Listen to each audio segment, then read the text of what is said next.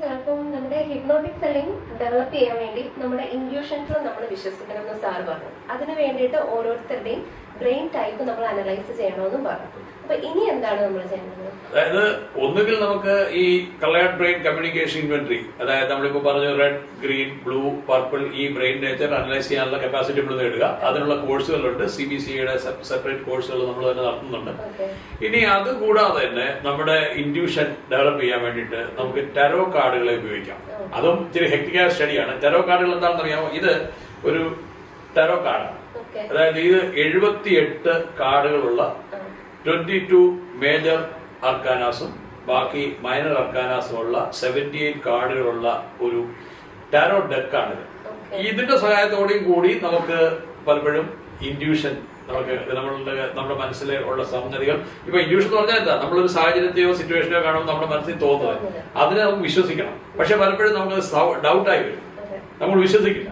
വിശ്വസിക്കാതെ വരുമ്പോൾ നമുക്ക് എക്സ്റ്റേണൽ ആയിട്ട് ഒരു സപ്പോർട്ടിംഗ് ആയിട്ടുള്ള ആസ്പെക്ട് വേണം അതിനെ വിശ്വസിക്കാൻ.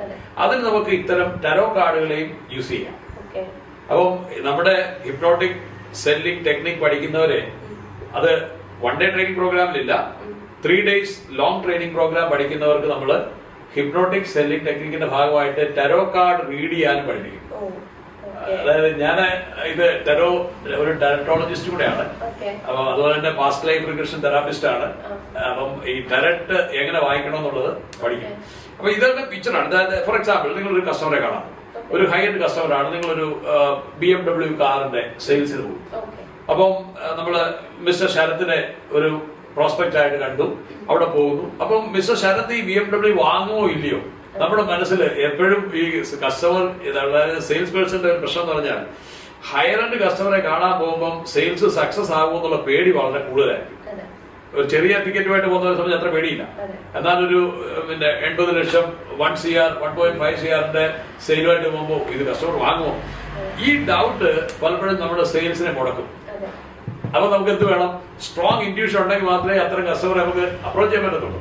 അപ്പൊ അതിനെന്ത് വേണം? നമ്മുടെ മനസ്സിനെ നമുക്ക് പ്രാർത്ഥനയിൽ വിശ്വസിക്കുന്നവർക്കാണെങ്കിൽ അങ്ങനെ വിശ്വസിക്കാം, പിന്നെ മെഡിറ്റേഷനിൽ വിശ്വസിക്കുന്നവർക്ക് ആ രീതിയിൽ ചെയ്യാം. അതിന് പല ടെക്നിക്കുകളുണ്ട്. അത് ഒന്ന് ബ്രെയിൻ നേച്ചർ അസസ് ചെയ്ത് ആ ബ്രെയിൻ നേച്ചറുള്ള വ്യക്തിയാണ് നമ്മൾ ആ രീതിയിൽ പെരുമാറി ആ കസ്റ്റമറെ കൊണ്ട് സാധനം വാങ്ങിക്കാം. ഇനി അതോ അല്ലെങ്കിൽ ഈ ടാരോട്ട് കാർഡുകളുടെ സഹായം, ഇതിന്റെ സഹായം വെച്ചിട്ട് നമ്മളൊരു കാർഡ് എടുക്കുന്നു. ഈ കാർഡിൽ തന്നെ പല രീതിയിലുള്ള റീഡിങ്ങുകളുണ്ട്. അതായത് സിംഗിൾ കാർഡ് റീഡിംഗ് എടുത്താൽ തന്നെ ഇത് അഭ്യസിച്ചാലും നമുക്ക് നമ്മുടെ ഇൻഡ്യൂഷനെ വിശ്വസിക്കാം. ഇപ്പൊ ഞാൻ ഫോർ എക്സാമ്പിൾ, ഞാനൊരു BMW കാറ് വാങ്ങുന്ന ഒരു വ്യക്തിയെ, ഒരു കസ്റ്റമറെ കാണാൻ പോവുകയാണ്. അപ്പൊ ഞാൻ വളരെ കോൺസെൻട്രേറ്റ് ചെയ്ത് ഫോക്കസ് ചെയ്ത് ഞാനൊരു കാർഡ് എടുക്കുന്നു. ഇതിനകത്ത് എനിക്ക് കാണുന്നത് ഈ സ്ട്രെങ്ത് കാർഡാണ്. ഇതിന്റെ മീനിങ് എന്ന് പറഞ്ഞാൽ തന്നെ ഇത് പോസിറ്റീവാണ്. ഞാൻ പോയാൽ നടക്കുമെന്ന് വിശ്വസിക്കുമ്പോൾ ആ നിമിഷം എന്ത് ചെയ്യും? എന്റെ അൺകോൺഷ്യസ് മൈൻഡ് നടക്കാനുള്ള കാര്യങ്ങളെ കണ്ടെത്തും. അപ്പൊ എനിക്ക് ആ കസ്റ്റമറോട് ഞാൻ ഇനി സംസാരിക്കുന്ന മൊത്തം പോസിറ്റീവായി മാറും. അപ്പം ഇൻഡ്യൂറ്റീവ് സെല്ലിംഗില് നമ്മുടെ സെൽഫ് ഇൻഡ്യൂഷൻ, അതിൽ വിശ്വസിക്കാൻ നമുക്കിതൊരു കാരണമാണ്. അപ്പൊ ഈ ടാരോ കാർഡുകളെ ഇത് യൂസ് ചെയ്യണമെന്ന് നിർബന്ധമില്ല. ഇത് യൂസ് ചെയ്യുന്നത് പക്ഷേ വളരെ എഫക്റ്റീവ് ആയിട്ട് ഞാൻ പല സെയിലുകളും, അതായത് ഡിഫിക്കൽട്ട് ആയിട്ടുള്ള പല സെയിലുകളും ഈ ടാരോ കാർഡുകൾ ഉപയോഗിച്ചിട്ട് ക്ലോസ് ചെയ്തിട്ടുണ്ട്. ഇത് പലരും ഈ ടാരോ കാർഡുകൾ ഉപയോഗിക്കുന്നത് ഫ്യൂച്ചർ പ്രഡിക്ഷൻ ഒക്കെയാണ്. ഫ്യൂച്ചർ പ്രിഡിക്ട് ചെയ്യാം, കാരണം അത് ഇൻഡ്യൂഷനാണ്.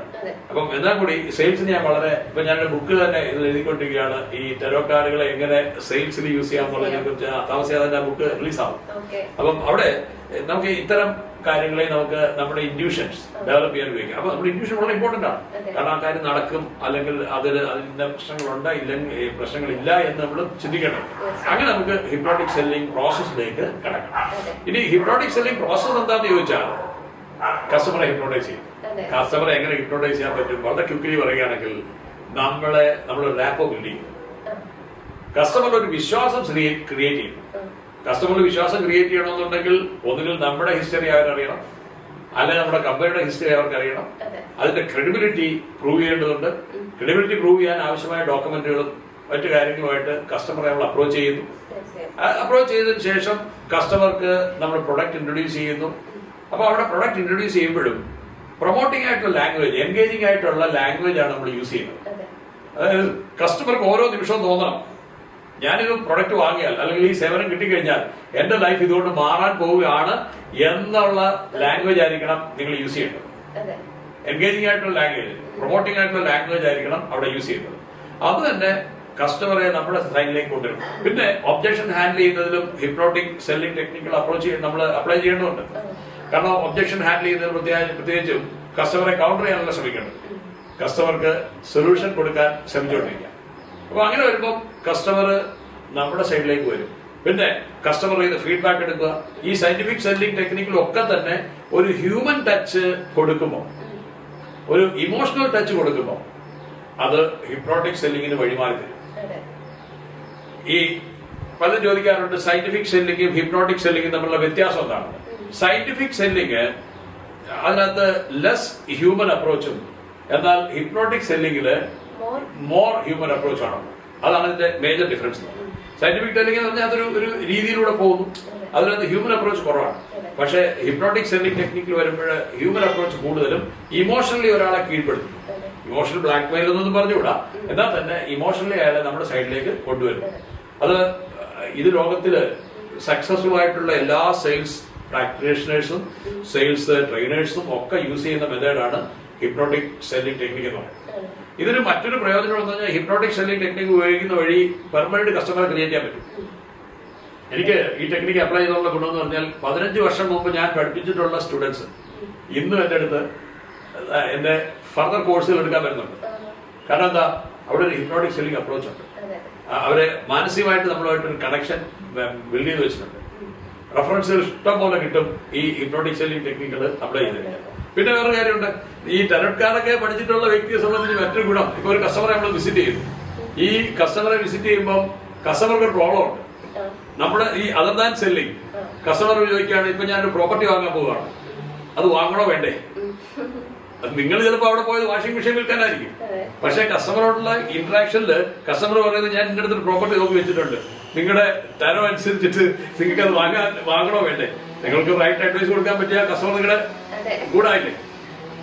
അത് മാത്രമല്ല, ഒരു ഇൻവെസ്റ്റ് ചെയ്യാൻ പോകുന്ന വ്യക്തിയോട് നിങ്ങൾ പറയാണ്, ഇപ്പൊ ഇൻവെസ്റ്റ് ചെയ്യണ്ട, ഈ ഇൻവെസ്റ്റ്മെന്റിൽ ഇങ്ങനെ ഒരു പ്രശ്നമുണ്ട് എന്ന് പറഞ്ഞ് അയാളെ ഇൻവെസ്റ്റ്മെന്റ് സേവ് ചെയ്ത് നോക്കിയുള്ളൂ. അടുത്ത തവണ അയാള് നിങ്ങളുടെ സാധനം വാങ്ങുള്ളൂ. ആക്ച്വലി ഞാൻ ആദ്യം തന്നെ പറഞ്ഞു, മനുഷ്യരെല്ലാം തന്നെ വിശ്വാസത്തിന്റെ പ്രൊഡക്റ്റ് ആണ്. വിശ്വാസത്തെ മാറ്റി നിറിച്ച്, അതായത് ലോകത്തില് ഒറ്റ വർഗമേ ഉള്ളൂ, വിശ്വാസി. ലോകത്തില് ഇല്ല, അവിശ്വാസികളില്ല. അതായത് ദൈവം ഉണ്ടെന്ന് വിശ്വസിക്കുന്ന ഒരു ഗ്രൂപ്പും ദൈവം ഇല്ലെന്ന് വിശ്വസിക്കുന്ന ഒരു ഗ്രൂപ്പും, അൾട്ടിമേറ്റ്ലി രണ്ടാലും വിശ്വാസികൾ തന്നെയാണ്. അല്ലെ? വിശ്വാസത്തെ വിട്ടിട്ട് ആരുമില്ല. നിരീശ്വരൻ എന്ന് പറയുന്ന ആള് നിരീശ്വരൻ, ഈശ്വരൻ ഇല്ലാന്ന് വിശ്വസിക്കുന്നു, ഈ ദൈവം ഉണ്ടെന്ന് വിശ്വസിക്കുന്നു, എന്തായാലും എല്ലാം വിശ്വാസികളാണ്. അപ്പൊ അവിടെ എന്താ, വിശ്വാസം കൊണ്ടാണ് പർച്ചേസ് നടക്കുന്നത്. അപ്പൊ ആ വിശ്വാസം നേടിയെടുക്കുകയാണ് ഹിപ്നോട്ടിക് സെല്ലിംഗ് ടെക്നിക്ക് വഴി നമ്മൾ ചെയ്യുന്നത്. ഇത് ഈ ഇപ്പൊ നമ്മളിപ്പം ഒരു 10 മിനിറ്റ്സ് വീഡിയോയിൽ പറയാവുന്ന സംഗതികളല്ല. ഇതിന് ഓരോ സ്റ്റെപ്പിലും നമുക്ക് ഹിപ്നോട്ടൈസ് ചെയ്യാനുള്ള കേപ്പബിലിറ്റി ഇൻഡിവിജ്വൽ ഉണ്ടാക്കി കൊടുക്കുന്ന ട്രെയിനിങ് ആണ് ഹിപ്നോട്ടിക് സെല്ലിംഗ് വർക്ക്ഷോപ്പ് എന്ന് പറയുന്നത്. ഇത് പൊതുവെ ഞാൻ നടത്തുന്ന ഹിപ്നോട്ടിക് സെല്ലിംഗ് വർക്ക്ഷോപ്പ് 3 ദിവസമാണ് നടത്തുന്നത്. 3 ദിവസം അക്കോമഡേഷൻ ഉൾപ്പെടെ കൊടുത്ത് നടത്തുന്ന പ്രോഗ്രാമാണ്. അതിന് ഈ പറയുന്ന ടെറർ റീഡിങ്ങുകളും മറ്റും അത് അയാളുടെ ലൈഫിൽ ഒരു വലിയ മാറ്റമായിരിക്കും സംഭവിക്കുക. അയാളുടെ ലീഡർഷിപ്പ് എബിലിറ്റി വർദ്ധിപ്പിക്കുന്നു, അയാളുടെ ഹിപ്നോട്ടിക് സെല്ലിംഗ് എബിലിറ്റി വർദ്ധിപ്പിക്കുന്നു, സെല്ലിംഗ് സ്കിൽ വർദ്ധിപ്പിക്കുന്നു. ഒരു കംപ്ലീറ്റ് ട്രാൻസ്ഫോർമേഷൻ ആണ് ഈ വ്യക്തിക്ക് സംഭവിക്കുന്നത്. ഇപ്പൊ ഞാൻ ചോദിച്ചു, എന്റെ ഹിപ്നോട്ടിക് സെല്ലിംഗ് വർക്ക്ഷോപ്പിനെ കുറിച്ച് കേട്ടിട്ടുണ്ടെന്ന് പറഞ്ഞുകൊണ്ടാണ് ഞാൻ ഈ ഹിപ്നോട്ടിക് സെല്ലിംഗ് വർക്ക്ഷോപ്പ് എന്താണെന്ന് അതുകൊണ്ട് എക്സ്പ്ലെയിൻ ചെയ്യാനുള്ള സാഹചര്യം എന്നാണ്. അപ്പൊ അതുകൊണ്ട് ആളുകൾ സക്സസ്ഫുൾ, സെയിൽസിൽ സക്സസ്ഫുൾ ആവുന്നതിന് ഏറ്റവും അനിവാര്യമായ ഘടകമാണ് ഒരു ഹിപ്നോട്ടിക് അപ്രോച്ച് എന്ന് പറയുന്നത്. ഓക്കെ.